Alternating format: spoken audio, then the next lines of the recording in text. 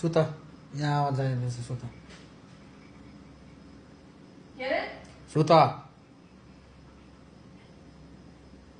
तिमीलाई मेरो पेट दुख्नु भयो त्यो आवाज लाग्नु सुरु भयो हैन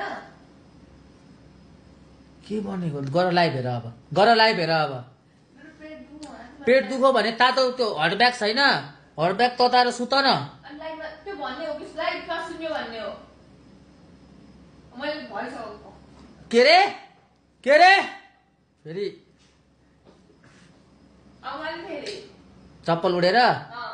उडेर आयो भने फेरि के उडेर आउला पनि थाहा होला नि त फेरि मेरो रिस तिमीले देखेको छौ नि हैन के राखेको छु के ओइ टोक्दै त गर सुत जाऊ